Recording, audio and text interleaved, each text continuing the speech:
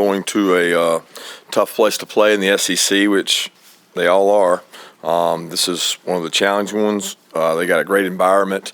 Mark Stoops has done an incredible job there with the program, coming off a tough loss, against Vandy, and I know we'll get the response from them that you would expect out of a team that's the quality of Kentucky. They've done a tremendous job the last 2 or 3 years with what he's done with their program. He's built it through keeping players there, developing players, extremely physical and tough. When you ask our kids over the last 2 years what the most physical game they played in, to a man, almost every one of them talks about how physical the Kentucky game was 2 years ago up there, and then at our place last year, where they went on a 20-something play drive against our defense to end the game. And their defense is one of the tops in the conference year in, year out, but that way this year as well. So great challenge for us to go on the road, tough environment, day game, and looking forward to the opportunity. Coach, I know you're big on logistics and stuff, and you mentioned it Saturday night. I just wonder how it practically played itself out with you guys getting back so late, having to get ready for Kentucky on Saturday night and Sunday. How did that end up working out and looking for you guys? I think we got back around 1:30, back into Athens, and then yesterday was business as usual, preparing for Kentucky. Kirby, Chris Rodriguez is coming off of one of his best games of the season. Just what makes him such an effective running back and the challenge he presents? His willingness and love for contact. He seeks and cherishes contact, and it's it's that time of year where you watch defenses across the country and people turn down contact. They turn down hits, and we make a point to try to show it to our guys that as the year goes, tackling gets worse and worse and worse. Are we going to be bit by that contagious bug of lack of a willingness to thud and tackle people, especially a guy that loves it? I mean, he seeks it. He wants to hit you. And one of the most physical runners I've seen, and it just seems like Kentucky always has that guy. Snell, Benny was that way. They're just it almost feeds to their personality. And you watch it and you're like, well, how did he get through that tackle? And you don't really know because he just keeps going when people hit him. And great challenge to be physical with this guy and match his love for contact. Kirby, weekly request for update on A.D. Mitchell, and also specifically on, just to be clear, did he aggravate the high ankle sprain when he came back against Auburn, and that's why he's been out since then? I can't say that for certain. The MRI and the X-rays don't show that anything was done then. He felt like he might have tweaked it some, and that slowed his progress some. But it's a pain in the butt injury, and like I talked about repeatedly, we didn't have an option to go do the tightrope and do the surgery that Tillman got, Tua got, Arian got. That wasn't an option. So it's been frustrating for him. He wants to get back.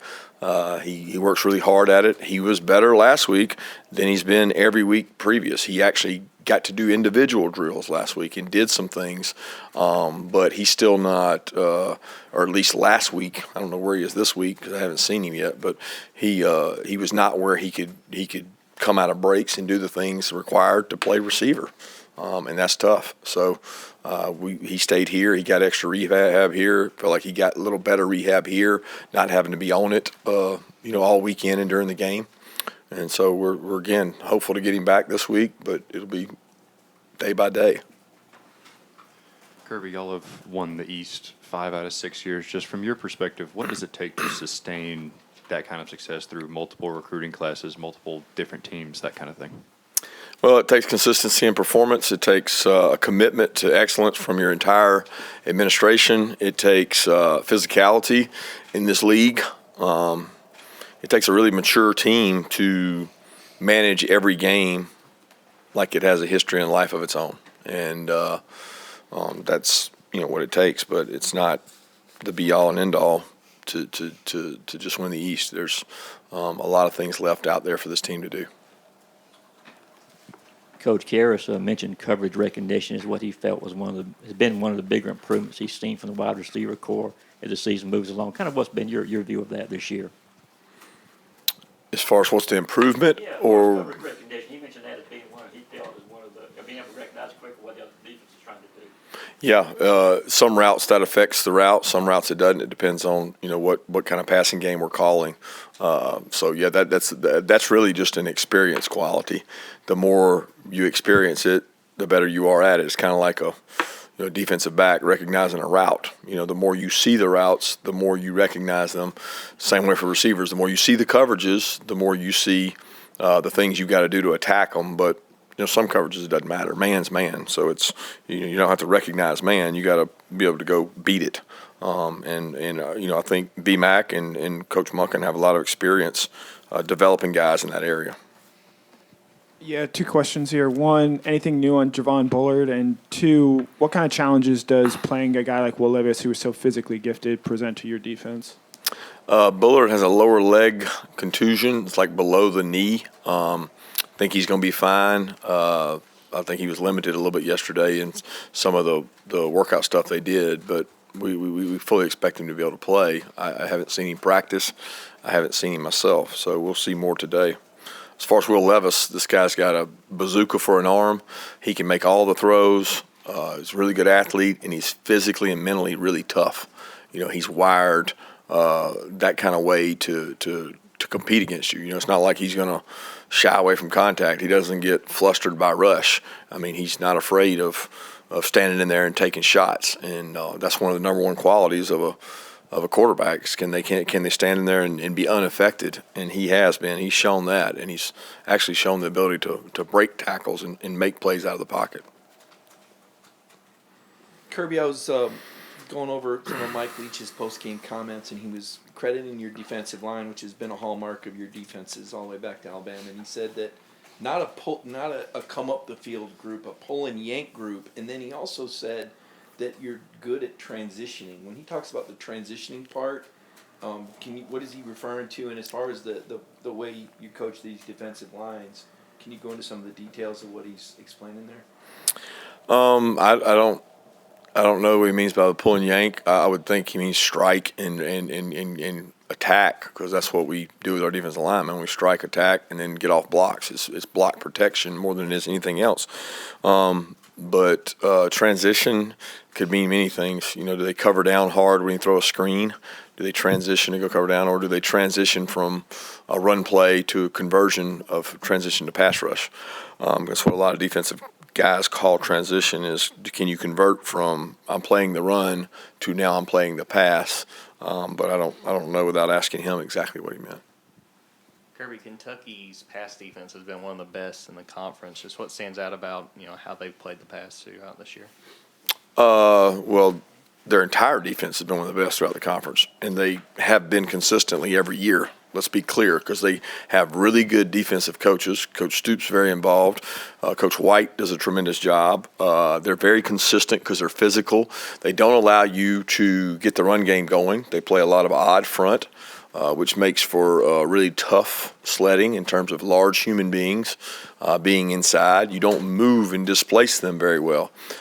They're very multiple in coverage, so we've had them on tape multiple times. I know going into Tennessee, Mississippi State, you find yourself watching Kentucky a lot and have a lot of respect for what they do defensively and the players they have that do it. They do a great job. Kirby, when you talked a little bit about this the other night after the game, but when you're striving for perfection, day by day, week by week, season by season, what are some of the things that that have been effective for you to keep these guys wanting that, knowing it's always going to be not out of reach, but that's what you're striving for? And is there anything about this group in particular, I mean, coming off a national championship, that seems to have maintained that hunger? You, like I said, you spoke to that a little bit the other night, how tough that is to people don't realize to keep it going day by day. Yeah, I mean, it's the pitfall of every profession or everything people do in society is being able to repeat habits. And can you do that? Can you do what you do better than the people in your profession on a daily basis and not get bored with monotony. It's hard to sustain anything in life, in your career, whatever it is. And if you want to be the best sports writer, you want to be the best broadcaster, you want to be the best, you got to do it better than the other people in your profession. And you got to do that by recreating yourself, by consistently outworking someone. And sometimes people get comfortable. And when you get comfortable, you're not always at your best. And we're trying our best to be at our best. That's our job. And the challenge is, how do you do that better than the team you're up against? Yeah, Kira's talked about not wanting to be a selfish player, and given now the time that you've been here, do you think as an evaluator you've gotten better at identifying guys that are going to fit your culture and who you know are going to push through difficult times or when things might not necessarily be going your way? No, I don't know that we're better at identifying them. I think we certainly delve into that conversation more than we used to, but I don't know that we're better at it. I mean, I don't know. There's no written script or perfect DNA quality that you say. You assume all players you sign are unselfish and care about the program and want to be here no matter what. But let's be realistic. That's probably not going to be the case. So you do the best job you can, and you try to move that needle while they're here. Because I don't think that people are where you can't change. And, I think you develop that and you get buy-in and you sell it through your older players, and the older players sell it to the younger players, and you win some and you lose some. Obviously, with Nolan out, Jalen Walker got a lot of those snaps on Saturday. Just what have you seen from him in terms of his play and just embracing that challenge? And second thing, have you seen Nolan kind of work with him closely in the film room or in practice to just help him get better? Yeah, Nolan's been a tremendous asset for us. The snaps that you're referring to on Jalen really weren't anything to do with Nolan's. Nolan's is with Robert Beals, but Jalen has developed and is getting better, and still got a ways to go. And he'll be the first to tell you that he's got to grow and get better. He did get more opportunities the other night because of the passing situations that they were in. But he's got to do more of those opportunities. He's got to continue to grow. He has not taken what he does in practice to the field just yet. And he practices sometimes better than he plays, and he's got to get through some of that anxiety, and that's part of being a freshman. But Nolan's done a great job with all those guys. He's right there with them, teaching, cheering, being a leader.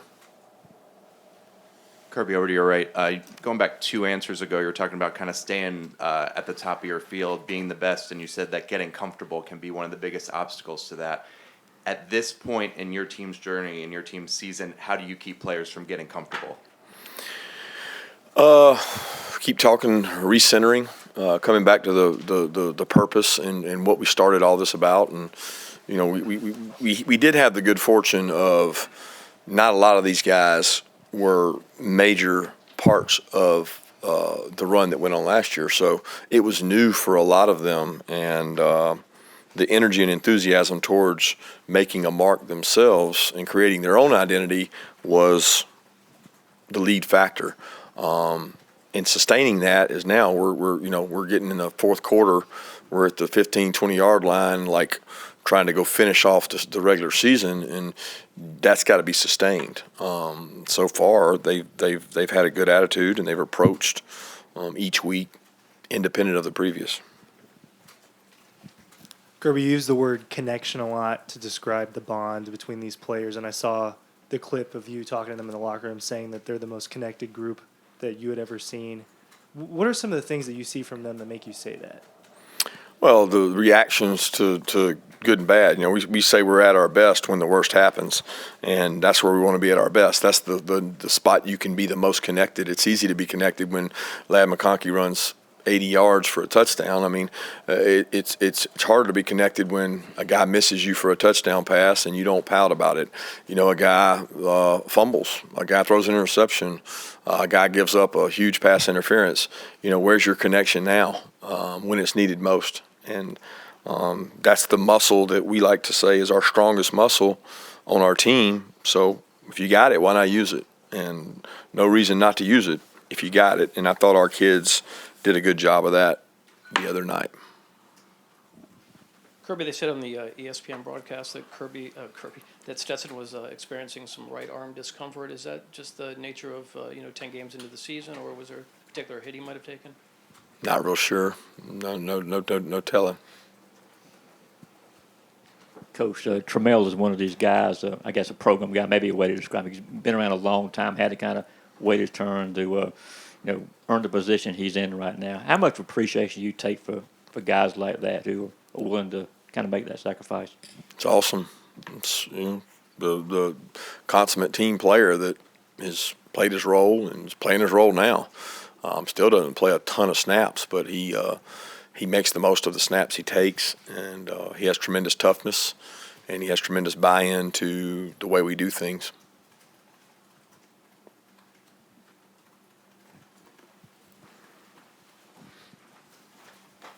Going back to Trammell Walther, can you tell us about his recruitment at Georgia? I remember he went to Hutchinson. Were you guys on him beforehand and told him go there, then come here? Did you talk to him after Hutchinson? How did his recruitment work out? I thought he was a really good athlete from down there, and we'd seen him when we recruited Richard, and he needed some development, needed to go play some to be able to come in here and help us, and he was willing to do that, and he came in more ready to play than a kid from high school after being there, and he's done a good job since being here.